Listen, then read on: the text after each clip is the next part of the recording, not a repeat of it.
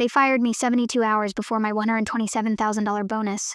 Not because I failed, not because I broke a rule, but because the CEO's daughter wanted to prove she could.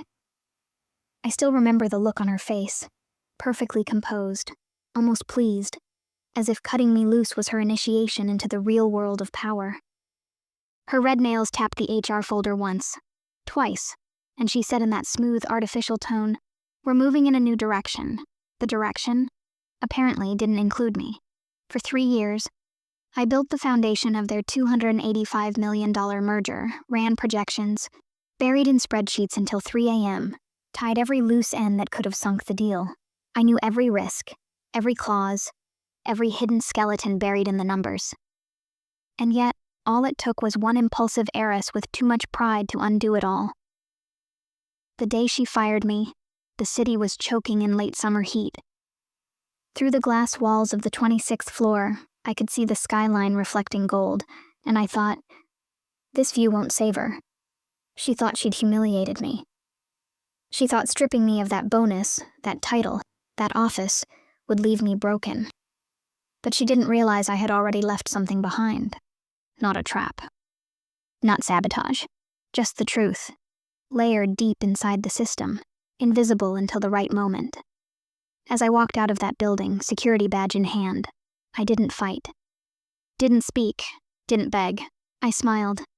Because sometimes silence is the loudest answer. By the time she would realize what she'd actually fired, it would already be too late.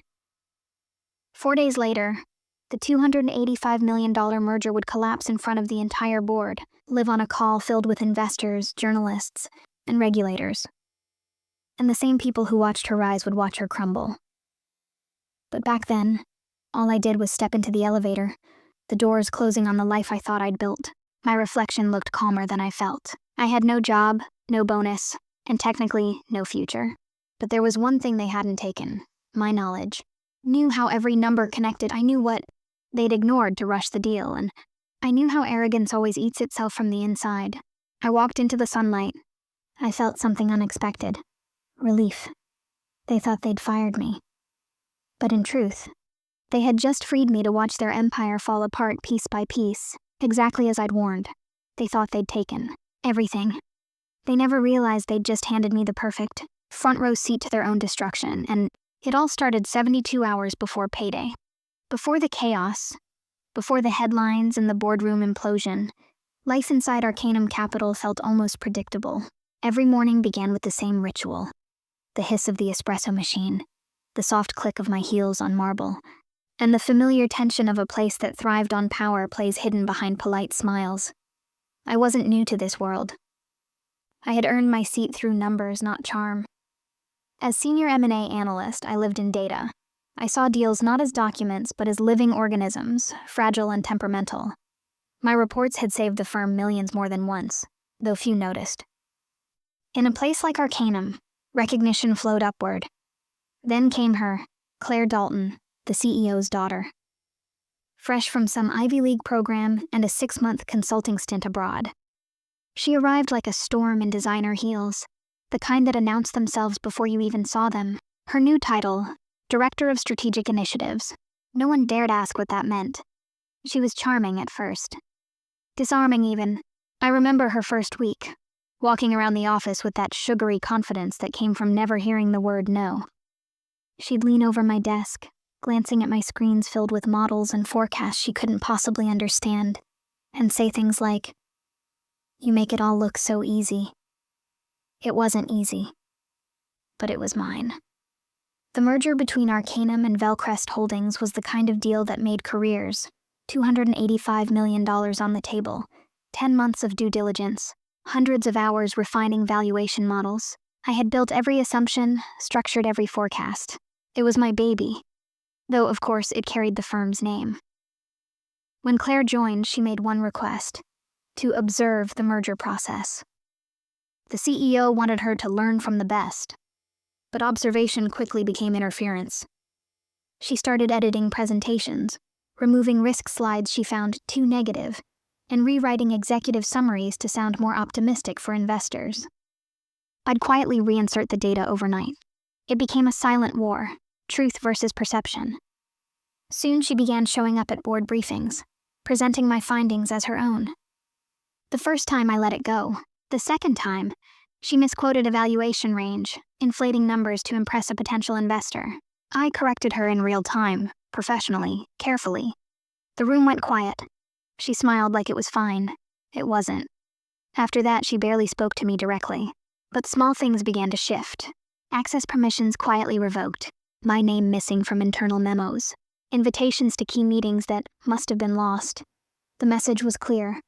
When people talk about corporate revenge, they imagine fiery confrontations or slammed doors. But in truth, most betrayals happen quietly, in inboxes and whispers. Still, I stayed focused, because I believed the work would speak for itself, that competence would outlast vanity. I was wrong. The day she fired me, I should have seen it coming. But even before that moment, the ground had already been shifting beneath my feet. Claire didn't just want control of the deal. She wanted to erase everyone who reminded her she hadn't earned it. And she started with me. The real conflict didn't start with the firing. It started the moment I realized Claire wanted my silence more than my cooperation. She had the kind of charm that could hypnotize a boardroom. Her words sparkled. Her slides dazzled. She was all surface, polished, ambitious, hollow. And the more she performed, the more the executives leaned in, nodding along to her sugar-coated vision of the merger. They wanted to believe her optimism was confidence.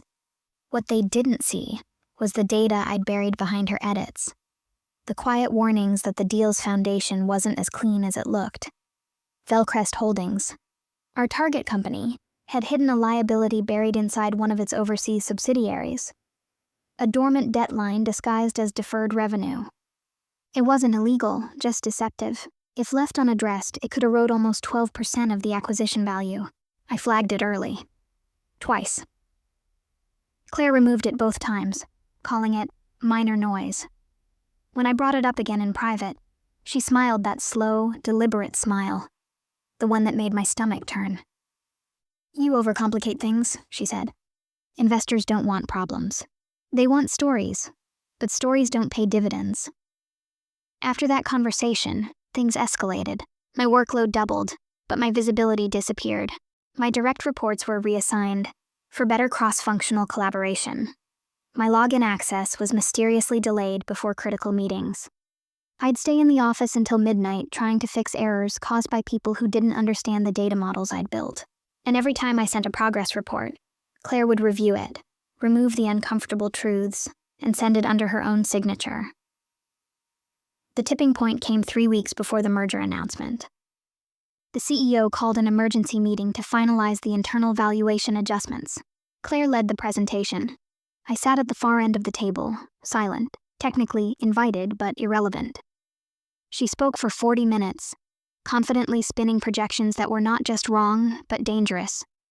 At one point, she referenced a positive variance in projected earnings, numbers that didn't exist. She was quoting placeholders from an outdated draft. I had warned her about it. Twice.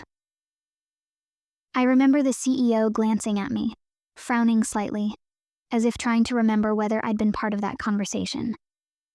I opened my mouth to speak, to correct the numbers, but Claire cut in smoothly. Of course, those figures were confirmed by our analytics team earlier this week. The room nodded.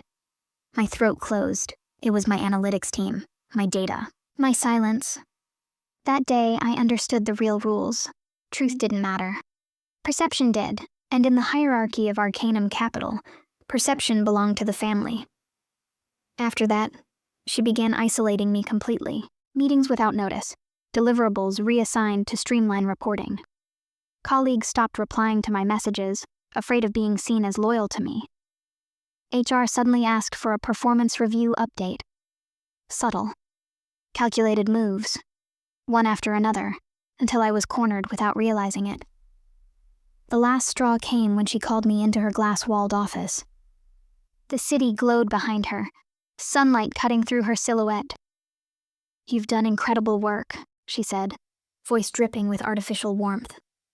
"But we're moving in a new direction. We need a culture that reflects adaptability." Adaptability. That was her word for obedience. I stared at her, realizing she'd rehearsed this speech. The HR rep sitting beside her avoided my eyes, flipping through papers like this was routine. It wasn't. It was execution. Neat, clinical, rehearsed. You'll receive a severance package, Claire continued. And of course your remaining PTO will be compensated. What about my bonus? I asked quietly, a flicker of hesitation, then that same smile. Unfortunately, bonuses are tied to active employment status. You'll be separated before the payout date. 72 hours. That's how close I'd been. I nodded. Didn't argue. Didn't show anger. Just took the folder she offered, thanked her, and stood up. I remember her surprise, like she'd expected tears or pleading. Instead, she got silence. Because in that moment, I saw it clearly. She wasn't firing me to protect the company. She was firing me to protect her illusion of control.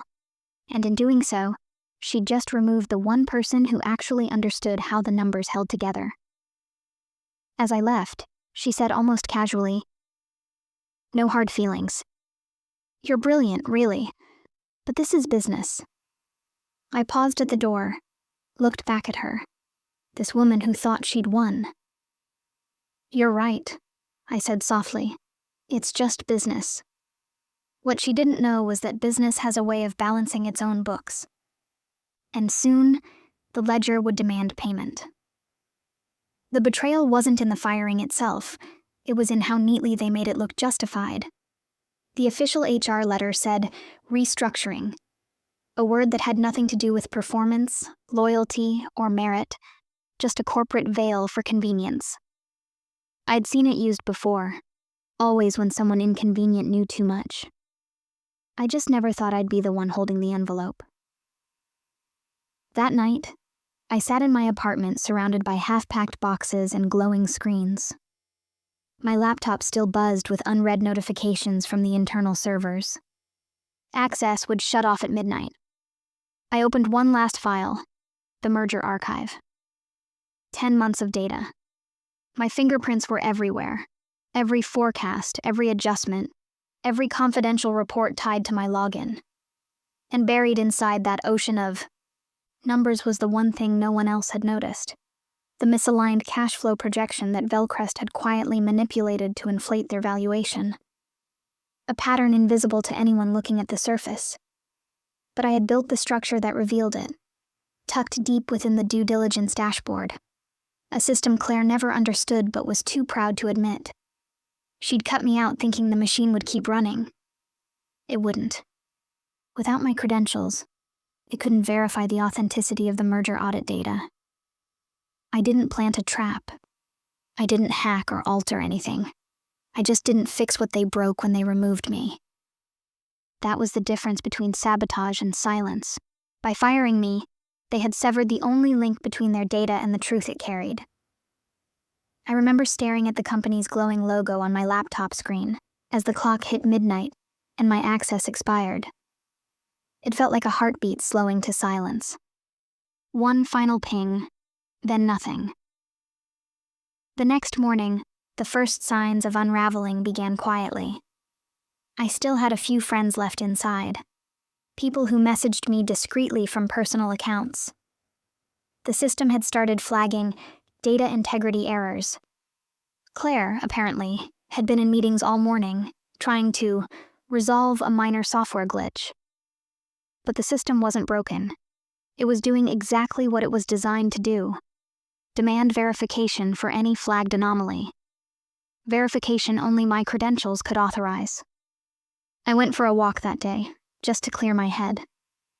The city felt different, quieter, like the world was holding its breath, waiting. By the second day, the glitch had become a crisis. The auditors couldn't reconcile valuation discrepancies across 3 subsidiaries. The board was pushing for answers, and Claire was feeding them rehearsed lines about technical realignment. By the 3rd day, whispers started reaching the market. A journalist from a financial outlet called, asking if I could comment on unconfirmed issues with the Arcanum Velcrest merger. I said nothing, but the tremor in his voice told me something. The story had leaked, and then came the 4th day. I woke to a flood of messages, screenshots, fragments of the internal chaos spilling across social channels. The merger, conference call, streamed to investors, had turned into a disaster. Claire had tried to present the final readiness report, but the system denied access mid-call. The authentication failed, triggering an automatic audit flag visible to everyone logged in, including the media. The number on the screen glowed like a wound. Data verification required. Analyst ID missing. My ID. The investors froze. Questions poured in. The CEO's face, according to one of my old colleagues, had gone completely still. Claire tried to explain it away, said it was a temporary sync issue. But the CFO, knowing better, overrode her. Within minutes, the deal was paused. Within hours, the merger was effectively dead. $285 million, gone in a single day, and I hadn't lifted a finger. The irony was almost poetic. They'd fired me to silence the risk, but by removing me, they'd detonated it. Everything I'd tried to warn them about was now exposed, not through revenge, but through pure structural consequence. By that evening, my phone wouldn't stop buzzing, not just from colleagues, but from news agencies, recruiters, even a few board members I'd only met in passing. The story had already spread. Arcanum's high-stakes merger collapses after data integrity breach. No one said my name publicly, but everyone in that world knew. Inside Arcanum, chaos reigned. Claire had vanished from the office, on leave for personal reasons. The CEO reportedly canceled all upcoming press appearances. And me? I just sat there, coffee in hand, watching the markets shift, knowing this wasn't vengeance. It was balance. Sometimes betrayal doesn't deserve retaliation. Sometimes it just deserves time, because time has a way of letting the truth find its way home. And in this case, it only took 4 days. After the collapse, people assumed I'd been waiting for the chaos to erupt, that I'd sat somewhere sharpening a knife. The truth was messier and quieter. Revenge, for me, wasn't a spectacle. It was choreography, patient, precise, and built on other people's mistakes. The plan began the moment I packed my desk. I didn't burn bridges, I cataloged them. I copied every report I'd authored to an encrypted drive and saved a parallel set of non-proprietary summaries in plain language, the kind a board member, a regulator, or a journalist could understand without an analytics degree. I wasn't destroying anything inside Arcanum. I was preserving what they'd cut loose. Step 1. Documentation. I organized the misaligned cash flow patterns, the flagged audits, and the redlined memos Claire had removed. I wrote a timeline of decisions, showing when and how key numbers had been altered or ignored. I made it clean and impossible to misread. Emotion out, fact in. Step 2, ally mapping. I wasn't naive. I knew who would listen. There were 3 people I trusted enough to contact. A mentor at a major accounting firm who taught me forensic auditing, an ex-colleague now at a regulatory office, and a financial reporter who had once quoted my analysis in a piece. None of them owed me anything. That's why I needed facts they could verify quickly. I reached out to each quietly. To my mentor, I offered the encrypted files and asked for a rapid, but independent, opinion on valuation risk. To the regulator, contact, I flagged the unusual pattern and asked whether a preliminary look might be warranted given potential investor harm. To the reporter, I offered an on-the-record explanation of what the audit flag meant, with documentation available for verification. Step 3. Timing. I didn't want leaks that turned into rumor. I wanted a converging storm. A regulator's concern, a forensic auditor's note, and a journalist's story, all arriving at once. That would make it harder to spin away as a technical glitch. I also prepared for the narrative. Claire had the optics. I needed the language. I drafted a plain English brief that explained the technical issues without jargon, what had been hidden, why it mattered, and how it should have been handled. I formatted it as a briefing for the board and as a packet for any external auditor. Clarity would be my weapon. Step 4. Leverage existing channels. I used official pathways instead of hacks. I submitted a sealed whistleblower report to the INI regulatory portal, attaching the documents and outlining the timeline. It was anonymous in process but traceable in content. Simultaneously, my mentor completed a short forensic memo confirming the valuation vulnerability. The regulator opened a preliminary inquiry. The reporter scheduled a peace contingent on confirmation. I could have made the revelation louder, sent the dossier to every inbox, staged a press conference. But I had something better. Credibility. When the regulator's notice, the auditor's memo, and the reporter's byline hit within hours of each other, the market didn't see a vendetta. It saw systemic risk. Step 5. Hold my ground. After the first articles, offers poured in.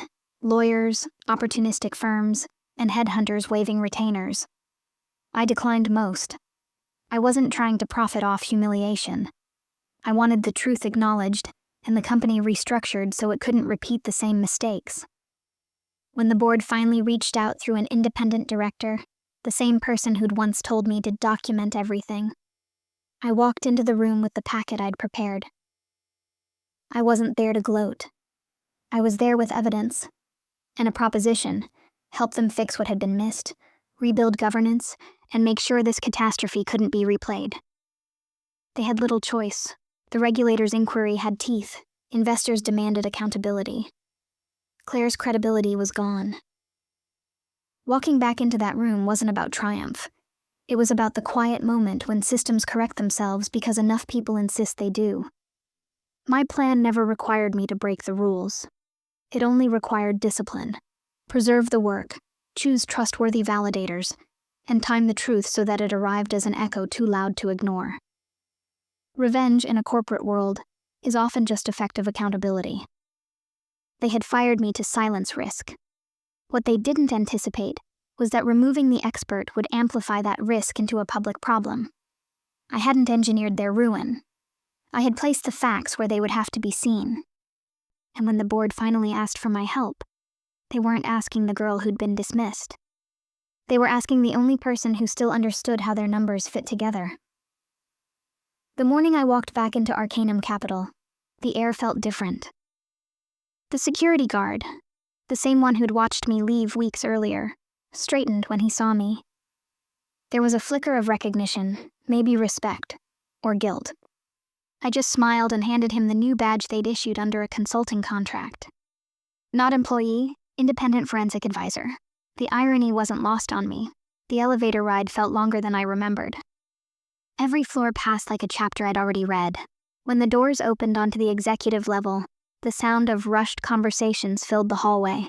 Hushed, tense, and careful. People turned as I walked past. Some nodded. Some looked away. They all knew. The boardroom was already full when I entered. The CEO sat at the head of the table, shoulders heavier, eyes dull. Claire wasn't there. Her chair, the same one she used to sit in with her perfect posture and polished smirk, was empty. I took a quiet breath and sat where I used to, laptop open, dossier ready. The CFO cleared his throat first. "We've reviewed the regulator's findings," he said. "They're consistent with your prior warnings." He glanced at me briefly before continuing. "We've also received an offer from the board's audit committee to appoint you as a temporary consultant, to assist with the reconstruction of the due diligence framework." It was almost clinical in tone, but I could feel the undercurrent. They needed me, and for the first time, they were willing to admit it. The CEO finally looked up. His voice was low, measured. "We made mistakes," he said. "Claire made mistakes." His hand tightened on the pen in front of him. "We underestimated how critical your systems were." I wanted to say something sharp, something that would sting the way their arrogance once stung me. But revenge had already done its work. It didn't need my words, so I just nodded. "Let's get to work," I said.